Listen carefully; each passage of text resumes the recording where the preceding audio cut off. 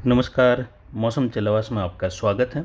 बात करेंगे राजस्थान के मौसम के बारे में, साथ ही जो स्थानीय पैटर्न है वो किस प्रकार मौसमी स्थितियाँ बना रहा है और उसका आने वाले दिनों में किस प्रकार राजस्थान के क्षेत्रों में और साथ ही उत्तर प्रदेश, मध्य प्रदेश, गुजरात, महाराष्ट्र के क्षेत्रों में किस प्रकार असर रहेगा, उसकी भी जानकारी इसी में देंगे।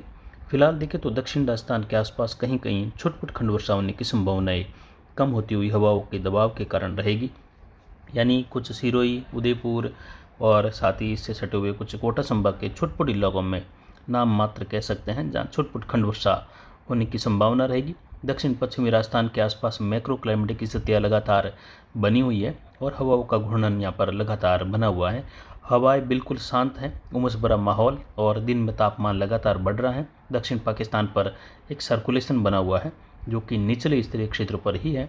वहीं पूर्वी राजस्थान, दक्षिण पूर्व राजस्थान के आसपास से लगाकर पश्चिमी मध्य प्रदेश के आसपास भी मैक्रो क्लाइमेटिक स्थिति बनी हुई है। वहीं बंगाल की खाड़ी के उत्तर पश्चिमी इलाकों के आसपास एक चक्रवाती हवा का क्षेत्र है जो पिछले 4 दिनों से बना हुआ है। अब ये कुछ उत्तर पश्चिम दिशा में चक्रवाती हवा के क्षेत्र के रूप में प्रभावी रूप में आगे बढ़ेगा, लेकिन जल्द ही मध्य भारत तक पश्चिमी उत्तर प्रदेश के क्षेत्रों की ओर बढ़ते हुए सर्कुलेशन के रूप में हो जाएगा, यानी काफ़ी कमज़ोर हो जाएगा। लेकिन उसके बाद 4 सितंबर से लगाकर 7 सितंबर के मध्य बंगाल की खाड़ी में बनने वाला निम्न दबाव का क्षेत्र जल्द ही वेलमार्क बनकर उसके बाद डिप्रेशन बनने की संभावनाएं भी इसमें अच्छी खासी बन रही हैं, या उम्मीदें अच्छी बन रही हैं कि ये डिप्रेशन बन सकता है। और उसके बाद 10 से लगाकर 13 सितंबर के मध्य फिर से बंगाल की खाड़ी में एक प्रभावी सिस्टम उभरेगा। उसके डीप डिप्रेशन तक जाने की संभावनाएं भी इस सीजन में पहली बार बन रही है। वहीं उसके बाद अगला मौसमी सिस्टम बनेगा 17 सितंबर के आसपास से लगाकर 20-21 सितंबर के मध्य पुनः बंगाल की खाड़ी में प्रभावी सिस्टम उभरने की संभावना है और इनका ट्रैक लगभग पश्चिम उत्तर पश्चिम दिशा में रहने की संभावनाएं इस बार ज़्यादा बन रही हैं। उसकी वजह है मैक्रो क्लाइमेटिक स्थितियाँ अब प्रभावी होने लगी है, और ये प्रभावी होने लगी है क्योंकि अब एमजेओ की स्थिति हिंद महासागरीय क्षेत्रों के आसपास कुछ दर्ज होने लगी है। साथ ही आईओडी की स्थितियाँ भी अब पॉजिटिव की ओर है, ज़्यादा प्रभाव में नहीं लेकिन फिर भी शुरुआती दौर में पॉजिटिव में बनी हुई है, और ये आने वाले दिनों में मध्य सितंबर आते आते प्रभावी पॉजिटिव आईओडी की गतिविधियाँ दर्ज होने लगेगी और उसी के परिणाम स्वरूप बारिश की गतिविधियों में एक बार पुनः तेज़ी आएगी और भारत के अधिकतर राज्यों में मध्यम से तेज़, कहीं भारी तो कहीं अति भारी वर्षा भी देखने को मिलेगी। कई जगहों पर आने वाले दिनों में सितंबर के दूसरे सप्ताह में और तीसरे सप्ताह के दौरान, यानी लगभग 8 सितंबर से लगाकर 22 सितंबर के मध्य भारत के कई राज्यों में जल भराव वाली स्थिति या कुछ जगहों पर बाढ़ वाली स्थिति वाली बारिश की गतिविधियां भी दर्ज होने की संभावनाएं बन रही हैं, जिसमें कुछ क्षेत्र राजस्थान के दक्षिण पूर्व दक्षिण के भी रह सकते हैं, जिसमें कई इलाकों में 200 मिलीमीटर प्लस वाली बारिश होने से जल भराव की स्थिति गुजरात, मध्य प्रदेश, महाराष्ट्र, तेलंगाना, छत्तीसगढ़, उड़ीसा के क्षेत्र हैं, इन क्षेत्रों में देखने को मिलने की संभावनाएं आने वाले समय में बन रही हैं। मानसून काफ़ी सक्रिय स्थिति में आएगा। वर्तमान मौसमी पैटर्न में काफ़ी हलचल बन रही है। अधिकतम तापमान बढ़कर 39 डिग्री के करीब दर्ज किया गया, जबकि न्यूनतम तापमान 22 डिग्री के करीब। अधिकतम आर्द्रता कुछ घटने लगी, न्यूनतम आर्द्रता का स्तर 41% दर्ज किया जा रहा है। हवाएं कभी उत्तर पूर्व, कभी पूर्वी, कभी दक्षिण पूर्वी अरावली रेंज में स्थानीय मौसमी गतिविधियों के आधार पर दर्ज की जा रही है, और ये स्थानीय पैटर्न है। अगर आप मॉडल में देखने जाएंगे तो यहाँ पर हवाएं दक्षिण पश्चिम ही मॉडल बड़े रूप में दिखाएगा, जबकि मैक्रो क्लाइमेटिक की स्थिति आप मॉडल में नहीं देख पाएंगे। इसीलिए कई कमेंट्स भी आते हैं कि अब बारिश की संभावनाएं नहीं है, क्योंकि मॉडल ज़्यादातर बारिश नहीं बता रहे हैं। और वहीं देखें तो ये मौसमी सिस्टम बनने की संभावनाएं लगातार आगे आईओडी की स्थितियों को नज़र में रखते हुए आने वाले समय में एमजेओ की स्थिति को नज़र में रखते हुए मौसम चलवास के द्वारा जो आने वाले समय में सितंबर महीने के लिए मौसमी प्रणालियाँ विकसित होने या बनने की जो संभावनाएं, जो तारीखें बताई थी संभावित, उनमें 4 सितंबर से लगाकर 7 सितंबर के मध्य पहला निम्न दबाव और प्रभावी सिस्टम बनने की संभावना। दूसरी प्रणाली 10 से लगाकर 13 सितंबर, तीसरी प्रणाली 17-18 के आसपास से लगाकर 21 सितंबर के मध्य बनने की संभावना है। उसके आगे की जानकारी आने वाले समय में देंगे। फिलहाल यहाँ पर बनती हुई 4 मौसमी प्रणालियाँ उभर सकती हैं सितंबर के दौरान, लेकिन 3 मौसमी प्रणाली प्रभावी जो आपको तारीखों के रूप में बताई हैं संभावित, और इसके बनने की संभावनाएं बहुत ज़्यादा है।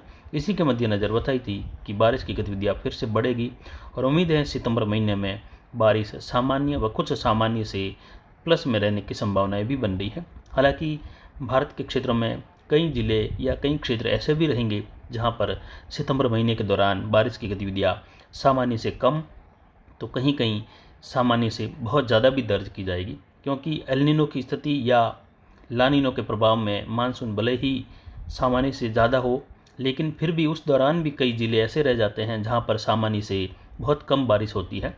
आने वाले दिनों में देखें तो जो सिस्टम बनेंगे उनका विशेषकर ट्रैक पश्चिम उत्तर पश्चिम दिशा में रहने की संभावना, उत्तर पश्चिम में बनने वाली मैक्रो क्लाइमेटिक स्थितियाँ और उत्तर पश्चिमी हवाओं का झुकाव अब अफगानिस्तान तक ही बने रहने और अरब सागर से आ रही हवाओं के साथ ही यहाँ पर नम हवाओं का प्रभाव बना रहेगा, जिससे उम्मीद है आने वाले समय में बारिश की अच्छी खासी गतिविधियाँ दर्ज होने की संभावना है।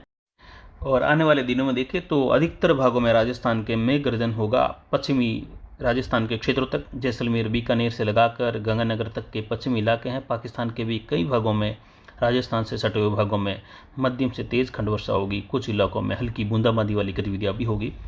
यानी ये बारिश का दौर अब पुनः जो है एक मध्यम से लेकर सक्रिय मानसून की स्थिति का दौर रहेगा और ये दूसरा सप्ताह और तीसरा सप्ताह विशेषकर प्रभावी मानसून की गतिविधियों के कारण, जहां अब तक फसलें पानी का इंतज़ार कर रही हैं, जो अभी तक बची हुई है, उन फसलों के लिए जीवन दान वाली बारिश होगी। तो वहीं अरावली रेंज के क्षेत्रों में होने वाली कहीं कहीं भारी वर्षा नदी नालों में जल आवक भी बढ़ाएगी। कई नदियों में जल आवक बढ़ने की संभावना रहेगी दक्षिण पूर्व राजस्थान के आसपास से लगाकर अरावली के पूर्वी ढलान में, तो वहीं पश्चिम के ढलान में भी कुछ जगहों पर नदी नालों में जल आवक बढ़ने से जो नदियाँ अब बिल्कुल सटे हुए पहाड़ों के आसपास चल रही हैं और कुछ 10 से 15-20 किलोमीटर तक का सफ़र आगे पश्चिम की ओर कर सकती हैं, जिससे कुछ खाली पड़े बांधों में जल आवक बढ़ने या छोट-पुट बांधों में ओवरफ्लो होने की स्थिति रहेगी। जैसे कुछ कंटालिया के बांध का क्षेत्र है, डिंगोर बांध के आसपास से लगाकर, और कुछ भी बांध हो सकते हैं जिनमें पानी बढ़ने से नदी नालों में जल आवक देखने को मिल सकती हैं दूसरे और तीसरे सप्ताह में होने वाली वर्षा से।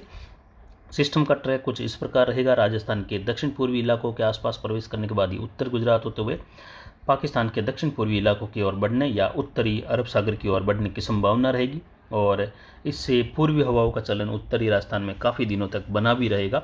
और वहीं पर बारिश की गतिविधियाँ देखें तो गंगानगर, हनुमानगढ़, चूरू, झुंझुनू, सीकर से लगाकर अलवर होते हुए नागौर, बीकानेर, इन क्षेत्रों में हल्की मध्यम से तेज़ खंड वर्षा की गतिविधियाँ अलग अलग क्षेत्रों में रहेगी।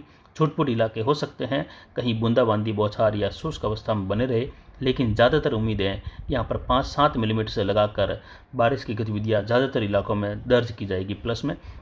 अगर दूसरे सप्ताह की बात करें तो उम्मीद रहेगी उत्तरी राजस्थान के ज़्यादातर इलाकों में लगभग 10-12 मिलीमीटर से लगाकर लगभग 30 मिलीमीटर प्लस वर्षा होने की संभावना। तो कुछ इलाकों में ये वर्षा सीमित दायरों में 50 मिलीमीटर तक भी संभव होने की संभावनाएं रहेगी, जो कि ट्रफ के दक्षिण झुकाव के साथ मध्य राजस्थान फिर उत्तर गुजरात पर शिफ्ट होती हुई ट्रफ के कारण रहेगी। और लगातार पूर्वी हवाओं के चलन के साथ बादल लगातार तेज़ी से आगे बढ़ते रहेंगे। कभी आसमान एकदम से शुष्क होगा, कभी फिर से नए बादलों का निर्माण होते हुए बारिश की गतिविधियाँ होगी और उसके बाद बनने वाला सिस्टम भी लगातार पश्चिम उत्तर पश्चिम दिशा की ओर रुख करेगा, जिससे विशेषकर ज़्यादा बारिश राजस्थान के कोटा संभाग, भरतपुर, उदयपुर संभाग के, अजमेर संभाग के, कुछ जयपुर संभाग के इलाकों में, कुछ जोधपुर संभाग के दक्षिण पूर्वी इलाकों में दर्ज होगी।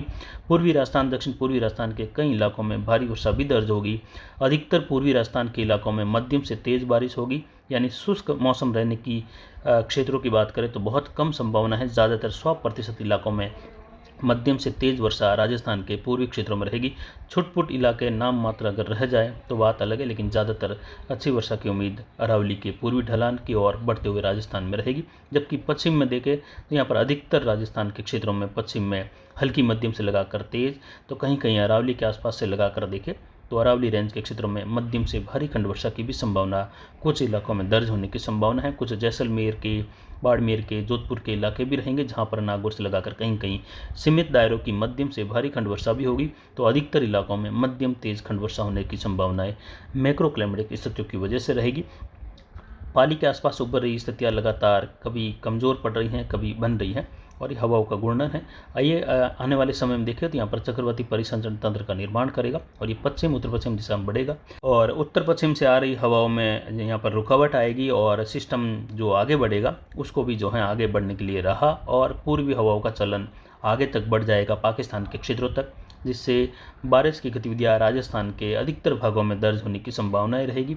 उम्मीद कर सकते हैं कि राजस्थान के क्षेत्रों में दूसरे सप्ताह के दौरान लगभग 90% से ज़्यादा इलाकों में हल्की मध्यम से लगाकर तेज़, कहीं मूसलाधार, कहीं भारी से बहुत भारी वर्षा, यानी जैसे जैसे बारिश में तेज़ी आएगी वह पूर्वी राजस्थान की ओर बढ़ते हुए तेज़ी रहेगी।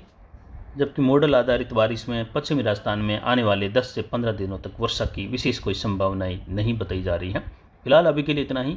आगे की जानकारी के लिए बने रहे हमारे चैनल पर। नमस्कार।